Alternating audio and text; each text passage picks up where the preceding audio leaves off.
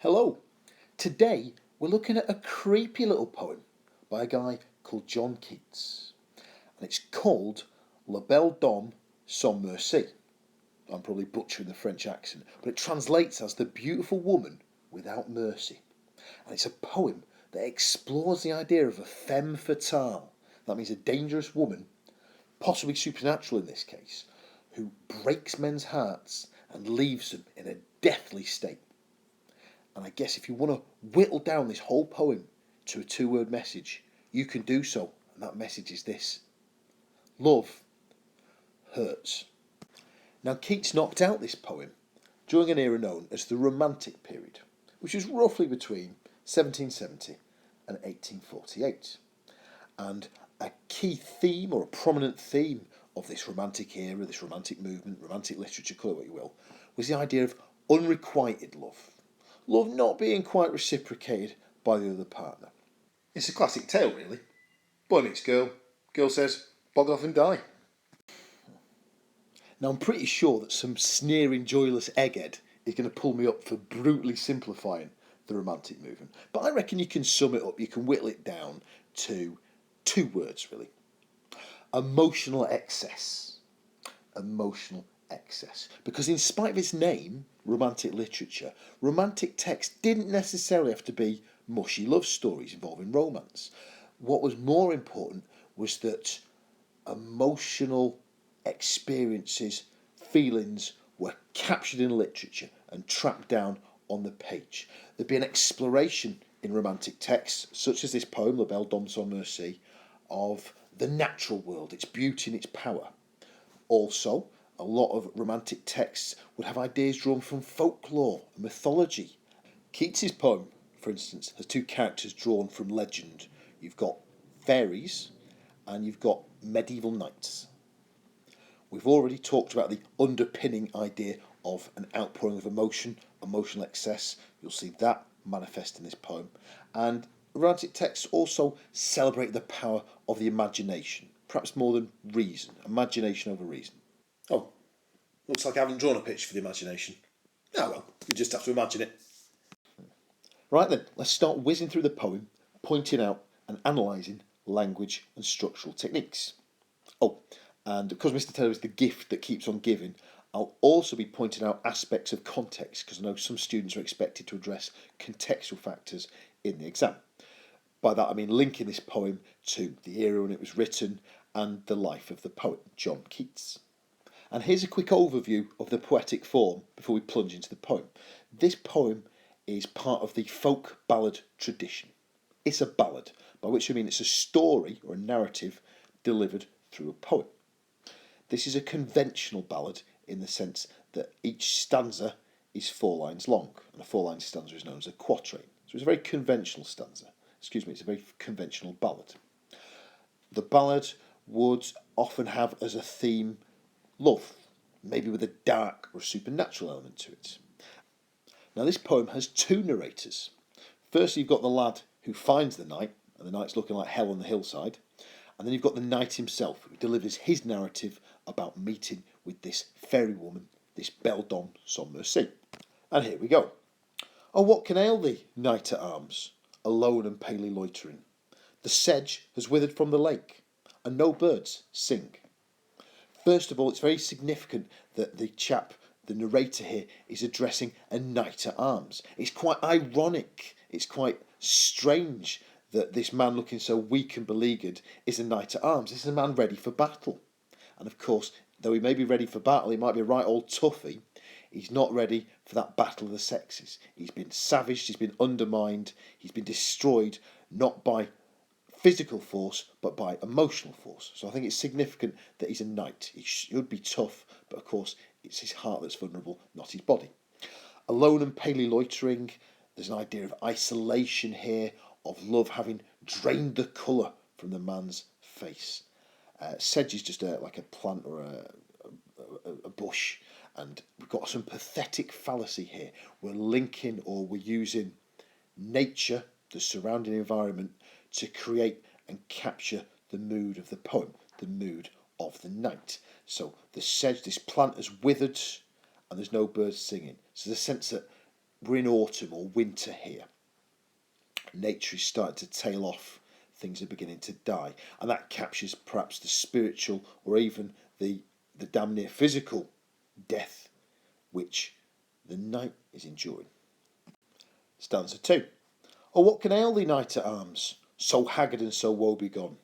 The squirrel's granary is full, and the harvest is done. You've got that repetition here, haven't you? Or what can ail thee? Echoing the first line of the poem as well. This would have been a convention of the ballad, that repetition to make the text more memorable, because these things would have been passed on orally rather than written down. Printing would have been in its infancy back in the day. What else we got? We've got the idea of him being haggard, again capturing that idea that love has drawn or emaciated him in some way. He's looking awful on the back end of his experience. Third stanza. I see a lily on thy brow, with anguish moist and fever dew, and on thy cheeks a fading rose, fast withereth too. You've got that metaphor on the first line there. He doesn't literally have a flower on his face, does he? A lily on the brow, a lily would have been a white flower. And, lilies would have had a connotation, a kind of association with death. They're often linked with funerals. It's a funeral flower. So there's a suggestion here that this guy is not long for this earth. This boy is dying. Anguish moist and fever dew. This is a contextual link because John Keats himself, very tragic really, I'm pushed to make jokes or goofy cartoons about this. The man was dead at 26, killed by tuberculosis. And interestingly, he'd nursed his brother through a similar condition, and some of the symptoms were moisture on the brow and a very feverish condition. So yes, this is capturing love sickness. This man is physically fevered and distraught and sick on the back end of his experiences in love, but it's also an allusion to John Keats's health problems as well. We've got another bit of flower imagery. The cheek has a fading rose, fast withering too. The rose, of course, has connotations of love. So if you've got a rose losing its colour, A, it's suggesting that he's losing the natural red pallor of his face, but B, it's suggesting that love has kind of left his life or eroded in his life. That's withering or rotting and receding too. Fourth stanza, and there's a switcheroo in narrators. We're now hearing the knight's account, the knight's narrative. And stanzas 4 to 8 basically relate how this knight met a female fairy. She was real beauty, spent a bit of time with her, she enchanted him, fed him some sweet delights, then took him back to her cave where he slept. That's stanzas 4 to 8. Let's read this one then. I met a lady in the meads, full beautiful, a fairy's child. Her hair was long, her foot was light, and her eyes were wild. This is stanza 4. What have we got here? First of all, we've got a reference to her fairy origins, which we said was a convention of romantic literature, myths and legends and folklore. Then you've got these little clues, what we'll call foreshadowings, hints that this woman might not be sticking around, that she might not be a docile, pliant, tame lady. You've got her foot was light, and if you're light-footed, it means very fast on your feet, so you're liable to run off. You've got that kind of foreshadowing there that she might disappear. You've also got the idea of her eyes being wild, and of course to be wild means to be unrestrained, uncontrolled. It certainly suggests that there's going to be a strong streak of unpredictability to this lass. Wild too might imply a sense of danger, a predatory or savage nature to this woman. Stanza 5. I made a garland for her head, and bracelets too, and fragrant zone. She looked at me as she did love, and made sweet moan. And I'll bounce on to stanza 6 as well. I set her on my pacing steed, and nothing else saw all day long, for sidelong would she bend, and sing a fairy song. Now brace yourself, folks, because I'm afraid I'm going to have to bounce out of my PG certificate confines here. These two stanzas are all about sex. It's coded, it's subtle, it's dressed in metaphor, but nevertheless, the implication here is that these two folks are having sex. First of all, you've got the reference to the sweet moan, which could be a reference to her moaning kind of sexual desire. And you've got the idea of the pacing steed. A steed is a horse, and pacing means it's kind of moving frantically or vigorously. So one could infer that that is actually an allusion, a reference to sexual intercourse. There's also the idea that he's enchanted by her. perhaps bewitched by her, because it says he saw nothing else all day long, almost like she's cast some sort of fairy spell over him. Stanza 7. She found me roots of relish sweet, and honey wild, and manna dew, and sure in language strange she said, I love thee true. The honey wild that she feeds him, I think this is significant because honey to me has a connotation of bees, which might suggest or imply that he's going to get stung at some point. Now, John Keats, I'm sure if he was alive today, would say, Mr. Taylor, that's absolute rubbish. To which I would reply, Keatsy babes, I do not care. It's my interpretation, it works fine, and the examiner's going to yum it up like a big plate of cream, like a big plate of honey. Manna dew, manna is like heaven, so she gives him some heavenly elixir or drink. And I think it's very interesting that she says, apparently, in a language strange, she says, I love thee true.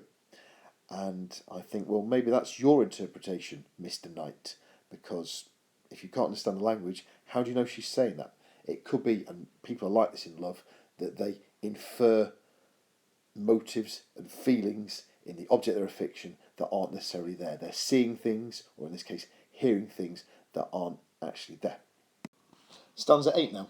She took me to her elfin grot, and there she wept and sighed full sore, and there I shut her wild, wild eyes with kisses four.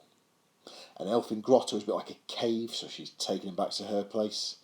And a theme, as we said, of romantic literature is emotional excess, passionate feelings, and here we're getting a sense of passionate grief, of melancholy, underscoring or undermining that romantic aura. She's crying, she's full of distress, and he tries to kiss away her grief like the gentleman he is. Stanza 9. And there she lulled me asleep, and there I dreamed, woe betide, the latest dream I ever dreamed, on the cold hillside. Lulled, very significant. This word is ambiguous. It has a multiplicity of meaning. It can be interpreted in two ways. Firstly, it shows that, or it could show that she's simply helping him drift off to sleep. But also, to be lulled can sometimes be to be deceived or tricked. You can be lulled into a false sense of security, made to drop your guard. So it might be a sense here, again, another element of foreshadowing, a sense that she's making him drop his guard with a view to hurting him. Woe betide, you've got the dashes and the exclamation marks there. That's a structural technique that's telegraphing or conveying his grief there, the anxiety that he feels. And we've got dreams. I talked about imagination being a key trope or idea of romantic literature, and dreams are obviously expressions of imagination. And on the cold hillside, cold, we'll come to a little bit more detail in a minute, but I want us to think about it as metaphorically, not just physically cold. These last four stanzas then, stanzas 9 to 12, show a change of mood. There's now a darker, more depressing element to this man's romantic encounter. Stanza 10, and I love this stanza. This is the haunting dream, the nightmare that he experiences whilst lulled asleep. Stanza 10. I saw pale kings and princes too, pale warriors, death pale were they all. They cried, La Belle Dame Sans Merci has thee in thrall. I'll tell you one reason I love this stanza. Not only is it a very powerful image of these emaciated rulers, these noble, high-status men brought low, there's also the idea that love does not recognise social barriers. It does not matter if you are a prince or a pauper. Love has the power to give you a right good savaging, which is what it's done to these noblemen, these kings and princes. And again, they're deathly pale. Love has drained them. Check out my goofy cartoon, bottom left. Love has kind of sucked out or drained something vital from them. Love has very much gone bad. Stanza 11, a continuation of the dream. I saw their starved lips in the gloam, with horrid warning gaped wide, and I awoke and found me here on the cold hillside. So again, that idea of emaciation, of being starved or drained by love, the starved lips in the gloom. And again, we talked about cold. The cold is metaphorical here. Yes, he's woken up shivering on the cold hillside. If it's in England, it's bound to be cold, isn't it? I don't care if it's the middle of summer. But also there's this metaphorical idea. The emotional warmth of his life has disappeared. He's now he's got a cold heart because all that heat, all that warmth, that passion and vitality has been drained away by La Belle Dame Sans Merci. Last stanza now. And that is why I sojourn here, alone and palely loitering, though the sedge is withered from the lake, and no birds sing. Details, of course, which come from the first stanza of the poem. So it's got a kind of cyclic structure. I want to sing the Circle of Life from The Lion King for some reason now. A cyclic structure to this poem, which is again a convention of the ballad format. And it acts as a warning, this last stanza, to the dangers of infatuation, of passionate, unrequited love. You will wind up isolated, drained, and spiritually and perhaps even physically, you will find yourself close to death. And one last contextual factor before we knock this on the head. John Keats was engaged to a lassie called Fanny Brawn. Fanny Brawn. I don't know why I find that funny. But because of his illness and his financial problems, they found it very difficult to get married. So one argument is that the kind of pain and agony associated with love in this poem reflects Keats' own frustrations and not being able to secure his union with Fanny Brawn. Conclusions. Look, this has been a long old video. You're probably sick to the back teeth of my voice, so I'm not even going to bother reading this stuff out. Just pause it, comb through it. It summarises everything I've looked at. Here's a brief overview of the language and the structural techniques that this poem uses. Just a quick comment on the ABCB rhyme scheme there. It's a fixed rhyme scheme, and perhaps one could suggest that that fixed rhyme scheme suggests or alludes to the inevitability of love going sour. You can read it quite cynically, I guess. Perhaps John Keats would laugh in my face and say that's not true. Again, it's a kosher, a legitimate interpretation. It's going to please an examiner. Quick overview of the context. Knock yourself out reading that. And a final quick snapshot of how this poem explores ideas about romantic love. It can be a draining experience. It can involve the exchange of trinkets, the garlands and that. It may have an exploitative element with one partner taking advantage of the other. And also, I said before, love knows no deference to rank. Rich or poor, prince or peasant, love's going to give you a right good savaging. If you're doing the Excel GCSE poetry anthology, you're going to find these ideas very useful for linking with the other poems. And that's your lot. La Belle Dame Sans Merci. Job done.